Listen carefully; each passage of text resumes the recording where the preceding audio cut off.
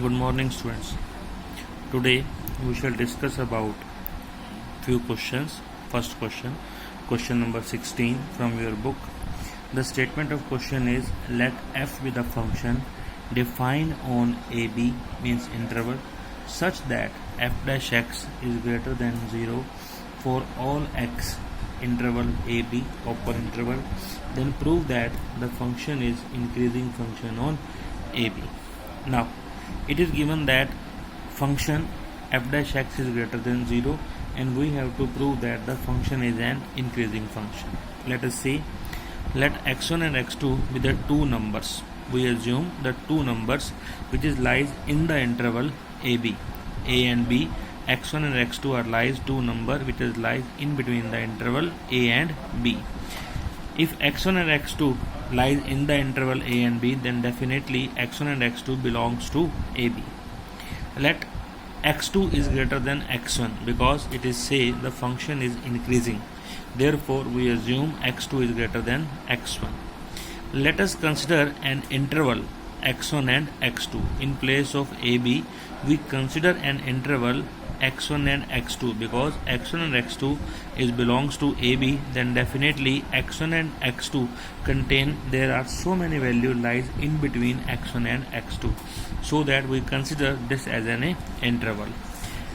Now f is a continuous function and differentiable function because in a statement it is mentioned f is a function defined on closed interval.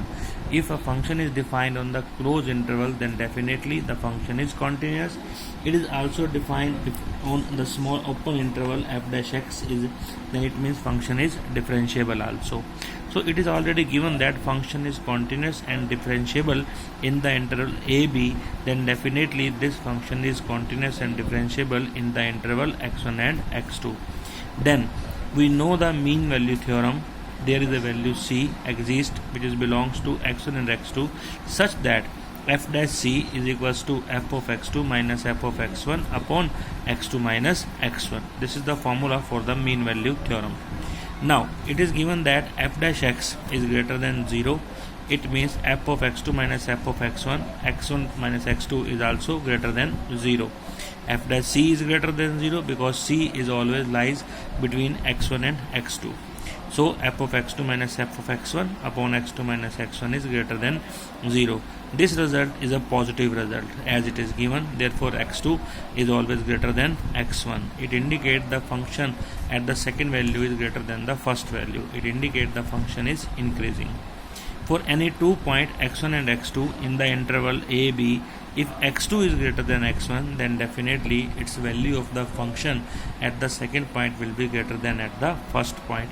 So we can say the function is increasing in the interval AB because x1 and x2 are the part of AB. If it is increasing in this part, then definitely it is increasing in the interval AB. Now there is one more important question. I just give the hint to you. The statement of the question is, show that height of the cylinder of maximum volume that can be inscribed in a sphere. A cylinder is inscribed in a sphere. Its volume should be maximum with radius capital R is equals to 2r upon root 3. Now it is given that we know this cylinder is sphere and this cylinder lies inside the sphere. So we draw a line. This is the center of the sphere. The line is also passing from the center. Therefore, this point to this distance is equals to radius. This point to this distance is equals to radius. So it is equals to 2r. So now this is the radius of a cylinder. This is the radius of cylinder. It becomes 2r. Remember, capital R is the radius of the sphere and small r is the radius of the cylinder and h is the height of the cylinder. Now we know the Pythagoras relation, 2r is equals to 2r square plus h square. From here we find out the value of r square. Now volume of cylinder pi r square h, pi value of r square we have substitute here, and h multiply h in this side. Then we find out its derivative with respect to h because r is a fixed and constant quantity. Now take the derivative with respect to h and find the maximum and minimum value and also find its dimension. Now see one more question, that is a question, this question is occur in the CBSE examination 2020 this year. This is a quite important question from the exam point of view. Now see statement, show that the height of cylinder of greatest volume that can be inscribed in a right circular cone of vertical angle alpha is always 1/3 of the height of the cone, and the greatest volume of the cylinder is 4/27 pi h cube tangent square alpha. Now in this case a cylinder is inscribed in a cone. In previous case cylinder is inscribed in a sphere. In this case cylinder is inscribed in a cone. Now see, the cylinder having a radius capital R and cone having a radius small r. Cone having a height small h, and this height of the cylinder is equals to capital H. So this remaining height from this point B to A is equals to what? Total height of the cone minus height of the cylinder, means h minus h.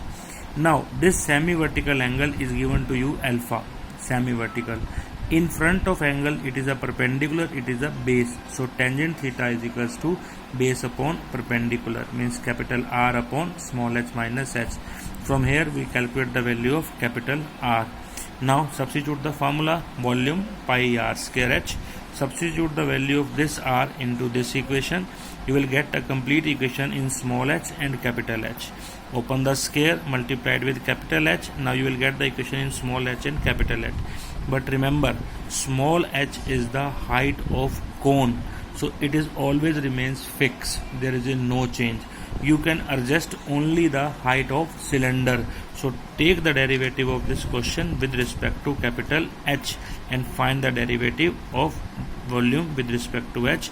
After that check for the maxima and minima, whether your function is maximum or minimum.